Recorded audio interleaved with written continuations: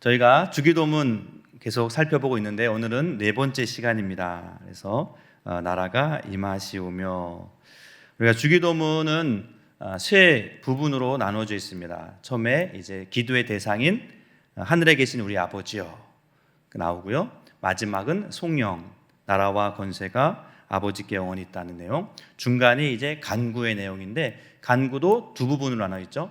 하나님을 향한 간구, 우리를 향한 간구. 하나님을 향한 간구는 세 가지, 우리를 향한 간구는 네 가지. 오늘 우리가 살펴볼 것은 이제 하나님을 향한 간구 중에 두 번째, 첫 번째가 이름이 거룩히 여김을 받으시오며, 두 번째가 나라가 임하시오며라는 말씀입니다. 우리 이 나라가 임하시오며라는 말씀은 원어적으로 해석하면 이렇게 됩니다. 원어적으로는 당신의 나라가 임하게 하소서라는 의미입니다. 당신의 나라가 임하게 하소서. 그래서 당신은 누굴 말할까요? 그죠? 하늘에 계신 우리 아버지. 아버지의 나라가, 하나님의 나라가 임하게 하소서라는 그러한 기도 제목이죠. 그래서 우리 하나님 나라는 하나님 나라. 그래서 우리가 이 하나님 나라를 또 하늘나라, 천국이라고도 우리가 표현을 합니다. 마태복음에서는 천국이라고 표현됩니다. 마태복음은 유대인들에게 쓰여진 복음서이기 때문에 유대인들은 하나님이란 이름을 사람의 입에 오르내리는 것을 불경스럽게 생각했기 때문에 하나님을 하늘이라고 표현했어요. 그래서 하늘나라, 천국이라고 표현이 됩니다. 그런데 우리는 흔히 천국하면 죽어서 가는 곳이라고 많이들 대부분 생각하는 것 같아요. 그래서 우리가 예수 믿고 천국 가세요 그러잖아요. 그죠? 예수 믿고 천국을 누리세요가 아니라 천국 가라는 거예요. 빨리. 그죠? 그리고 우리가 이제 돌아가신 분들, 소천하신 분에 대해서도 누구누구가 뭐라 그러죠? 천국 가셨습니다. 그러니까 이게 은연중에 천국은 죽어서 가는 곳이라는 그러한 의식이 있다는 거죠. 만약에 천국이 죽어서만 가는 곳이라면 우리가 매번 주기도문을 할 때 나라가 임하시오며라는 주기도문을 정말 죽어서 가는 천국을 생각한다면 이 기도는 어떤 기도예요? 하나님, 저 빨리 데려가 주세요. 저 살기가 힘들거든요. 어떤 그런 의미가 될 수 있다는 거예요. 자, 그런데 맞습니다. 천국은 죽어서도 갑니다. 그렇지만 살아서도 천국을 누려야 될 줄로 믿습니다. 우리가 누려야 되죠. 네. 자, 그래서 오늘 이 나라가 임하시오며, 하나님의 나라가 임하게 해달라는 이 기도의 의미가 무엇인지 한번 함께 살펴보면서 은혜를 나누고자 합니다. 자, 하나님 나라의 의미가 뭘까? 하나님 나라에 대해서 먼저 우리가 좀 생각해 봤으면 좋겠는데요. 자, 한 나라가 이루어지려면 세 가지가 필요합니다. 한국이든 미국이든 중국이든 한 나라가 되려면 세 가지가 있어야 돼요. 뭐가 있어야 될까요? 네, 땅이 있어야 돼요. 땅이. 그죠? 땅이 없으면 안 되고, 땅이 있어야 또 뭐가 있어요? 사람이 있어야 돼요. 백성. 그리고 또 뭐가 있어야 될까요? 제일 중요한 주권이라는 게 있어요. 주권. 우리가 다스릴 수 있어야 된다는 거죠.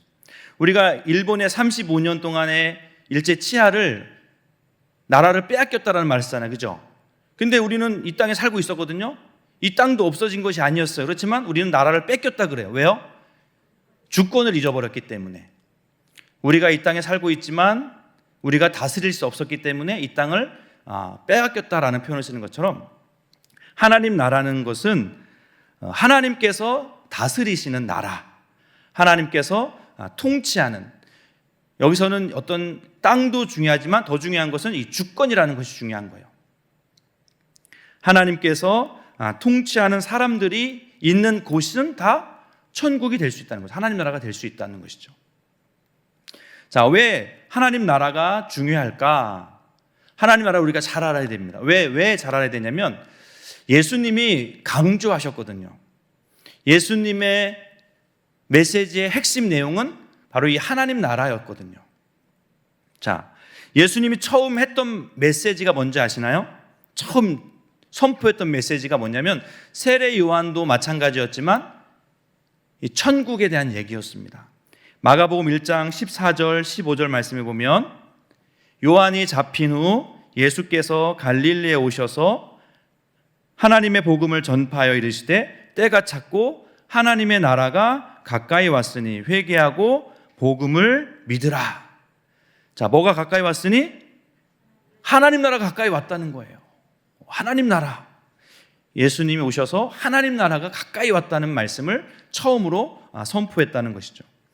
또 예수님의 메시지 중에서 중요한 부분을 차지하는 이 산상수훈, 이 산상수훈 중에서도 또 처음에 나오는 이 팔복, 팔복의 처음과 마지막이 또 천국에 대한 이야기라거든요.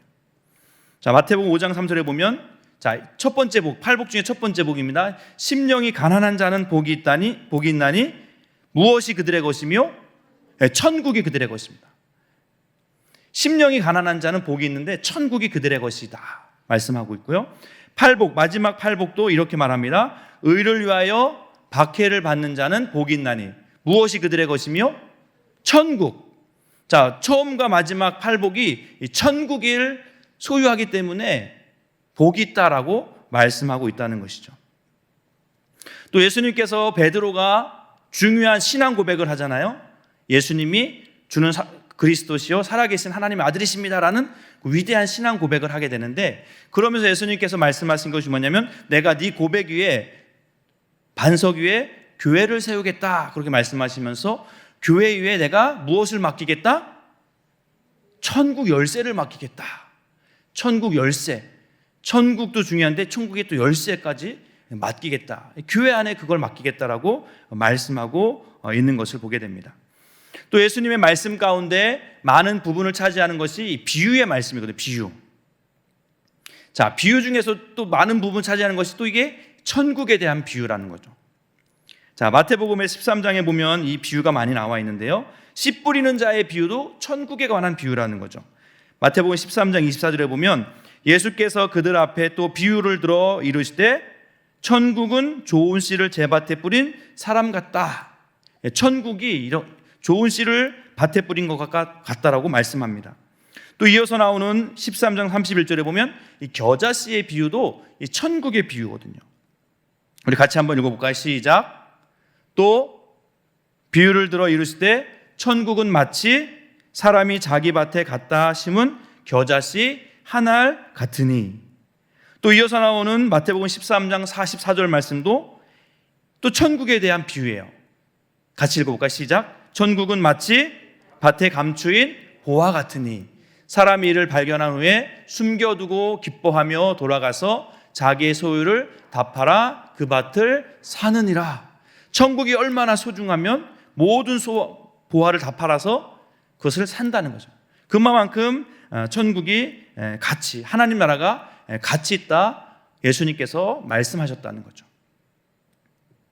자, 그런데 이렇게 하나님 나라가 너무나 중요한데 어떻게 하면 하나님 나라가 이루어질 수 있을까?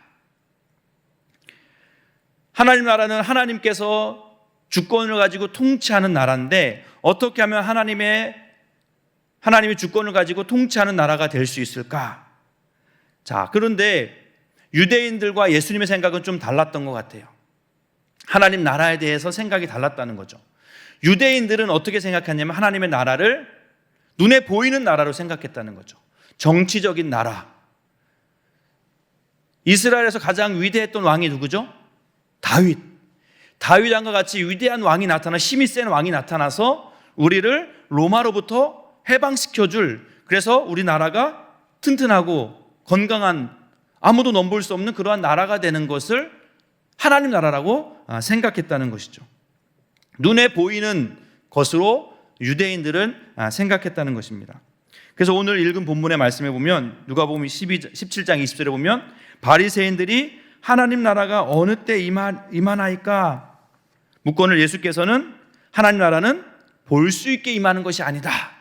유대인들은 빨리 우리나라가 독립이 돼서 부강한 나라가 되고 아무도 우리를 넘볼 수 없는 그런 나라가 됐으면 좋겠는데 그런 나라가 하나님 나라라고 생각하는데 예수님은 그런 나라가 아니라는 거예요. 눈에 보이는 나라가 하나님 나라가 아니라는 겁니다. 그런데 유대인들만 그렇게 생각한 것이 아니라 제자들도 하나님 나라에 대해서 오해를 하고 있었다는 거예요. 어떻게 오해하고 있었던 거예요? 예수님이 그 왕권을 잡아서 유다 나라, 이스라엘 나라를 다스리는 나라를, 눈에 보이는 그런 나라를 생각했다는 거죠. 세상의 왕이 예수님이 되는 것을 생각했다는 거죠. 마태복음 20장 21절에 보면 세베대의 두 아들 야고보와 요한의 어머니가 예수님을 찾아와서 부탁하는 얘기가 나와요. 어떤 얘기죠? 주의 나라가 임할 때에 하나는 주의 우편에 하나는 주의 좌편에 앉게 해달라고 부탁을 하는 거예요. 주님의 나라가 임할 때, 이거 뭐예요? 주님이 왕권을 잡으면 우리 아들 야고보를 오른쪽에, 요한을 왼쪽에 앉혀달라고. 근데 누가복음에 보면 똑같은 얘기가 제자들이 예수님께 부탁을 하는 얘기가 나오거든요. 이건 뭐예요? 제자들 또한 눈에 보이는 하나님 나라를 생각했다는 거죠. 그런데 예수님은 그런 게 하나님 나라가 아니라고 말씀하고 있습니다. 자, 그러면 하나님 나라는 하나님이 통치하는 나라인데 하나님이 통치하는 나라는 어떻게 이루어질 수 있을까? 자, 하나님 나라의 통치는 하나님과의 관계가 회복되는 것을 의미합니다. 이 땅에 완벽한 하나님 나라가 임한 적이 있었습니다. 하나님 나라가 있었던 적이 있어요. 언제였을까요? 제일 처음에 아담과 하와를 만들고 에덴 동산에 아담과 하와가 머물렀을 때 그것은 정말 하나님의 나라였습니다. 왜 하나님 나라였죠? 하나님의 통치를 받는 나라니까. 하나님과 친밀한 교제를 나눌 수 있는 나라였다는 거죠. 하나님과 막 대화하고 하나님과 교제하고 하나님 부르면 아담이 대답하고 하나님이 얘기하면 하와가 대답하는 그러한 하나님의 통치, 하나님의 다스림을 받는 나라가 바로 에덴이었어요. 그런데 그 안에 이제 죄가 들어왔죠. 그러면서 하나님과의 관계가 끊어졌다는 거죠. 자, 죄라는 건 뭐냐면 하나님의 통치를 인정하지 않는 거예요. 쉽게 말하면 나 이제 더 이상 하나님 뜻을 따르지 않을 거야. 하나님 말씀에 순종하지 않을 거야. 그것이 죄라는 거죠. 그래서 처음에 뱀이 아담과 하와를 유혹할 때 뭐라고 유혹했는지 아세요? 너희 눈이 밝아져 누구와 같이 될 것이다? 하나님 같이 될 것이다. 더 이상 하나님 말 들을 필요 없어. 왜? 네가 하나님이 될 텐데 왜 하나님 말을 들어? 하나님 통치 받을 필요 없어. 그게 뱀의 유혹이었거든요. 죄라는 것은 더 이상 하나님의 통치를 받지 않는 게 바로 죄라는 거죠. 그 범죄한 죄로부터 이제 인간으로부터 계속적으로 이제 하나님 나라는 이루어지지 못한 거예요. 하나님 통치가 온전히 이루어지지 못했기 때문에. 하나님의 범죄한 인간은 이제 하나님 통치를 받지 않고 자신 나름대로 자신이 주권이 자기가 왕이 된 거죠. 그러면서 자기가 나름대로 하나님 나라를 이루려고 무던히 노력했는데 번번이 실패했다는 거죠. 왜 그랬을까요? 범죄한 인간은 이기적인 존재가 될 수밖에 없다는 거죠. 하나님의 통치를 거부한 인간에게 나타나는 현상은 바로 결핍이라는 거예요. 결핍, 부족한 거예요. 그래서 생명이 결핍되어 죽음에 이르게 되었고 또 하나님의 형상이 결핍되어 하나님의 형상의 본질은 사랑인데 사랑이 결핍되니 어떻게 됐어요? 인간이 이기적인 존재가 됐죠. 탐욕적인 존재가 됐죠. 아담과 하와도 그렇게 사이가 좋았는데 서로 책임을 전가하고 미루는 그런 이기적인 존재가 될 수밖에 없게 되었다는 거죠. 하나님의 통치를 받지 않은 인간은 탐욕적이고 이기적인 그런 존재가 되어 스스로가 이제 완벽한 존재가 될 수 없었기에 하나님 나라를 만들 수 없었다는 겁니다. 자, 그렇기 때문에 우리는 하나님이 다스리는 통치하는 나라를 우리가 어떻게 만들 수 있을까? 인간은 만들 수가 없는 거예요. 스스로는 만들 수가 없어요. 왜냐하면 하나님 나라는 하나님이 통치하는 나라인데 범죄한 인간은 하나님 통치를 받기 싫어서 나갔기 때문에 하나님 나라를 이룰 수 없다는 거죠. 자, 그래서 예수님께서 하나님 나라를 만들게 하여 주세요라고 기도하라고 한 것이 아니라 하나님 나라가 임하게 하소서라고 기도하라고 했거든요. 자, 여기서 중요한 비슷한 것 같지만 다릅니다. 인간 스스로는 하나님 나라를 만들 수가 없어요. 그래서 하나님 나라를 만들게 하소서라고 우리가 기도하는 것이 아니라 하나님 나라는 임하는 겁니다. 오는 거예요. 내가 어떻게 여기 있는 거 가지고 만드는 것, 내 안에 있는 것으로 만드는 것이 하나님 나라가 아니라 하나님 나라는 전적으로 주어지는 것이라는 거죠. 하나님께로부터 우리에게 임해야지 하나님 나라가 임한다는 거죠. 자, 그러면 하나님 나라가 어떻게 우리 가운데 임할 수 있을까? 자, 하나님과 우리가 인간이 범죄함으로 하나님의 통치를 받지 않으므로 천국을 이룰 수 없는 존재가 되었죠. 그렇기 때문에 우리는 하나님의 나라가 이루기 위해서는 하나님이 다스리는 나라가 되어야 되는데, 그러기 위해서는 하나님과 관계가 회복되어야 된다는 거죠. 하나님 나라의 관계가 회복되는 것이 하나님 나라의 통치가 임하는 그러한 모습이 된다는 것입니다. 그럼 우리가 하나님과의 관계가 회복되려면 어떻게 해야 될까요? 내 스스로 하나님과 화목해질 수 있을까요? 그럴 수 없는 거죠. 그래서 이제 예수님이 필요하다는 것이죠. 자, 요한복음 3장에 보면 니고데모와 대화를 통해서 예수님께서 니고데모가 어떻게 하면 하나님 나라에 들어갈 수 있습니까? 하나님 나라 갈 수 있습니까? 라고 물었을 때 예수님께서 이렇게 대답하는 것을 볼 수가 있습니다. 우리 요한복음 3장 3절 말씀, 너무나 중요한 말씀 같이 한번 봉독해 보겠습니다. 시작.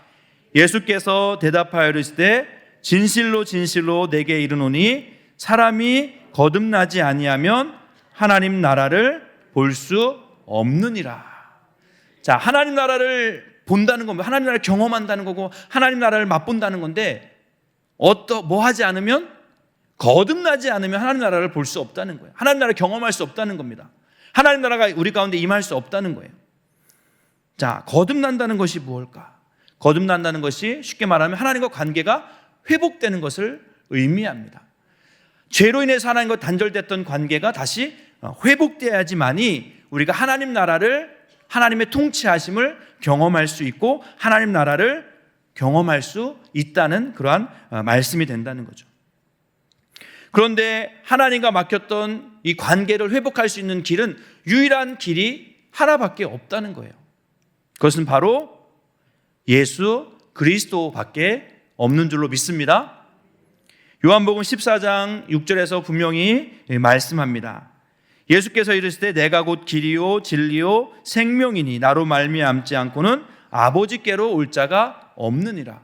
우리는 예수님을 통하지 않고는, 예수님 아니고는 하나님께 갈 수 없고, 하나님께 갈 수 없다는 건 뭐예요? 하나님의 통치를 받을 수 없다는 거죠.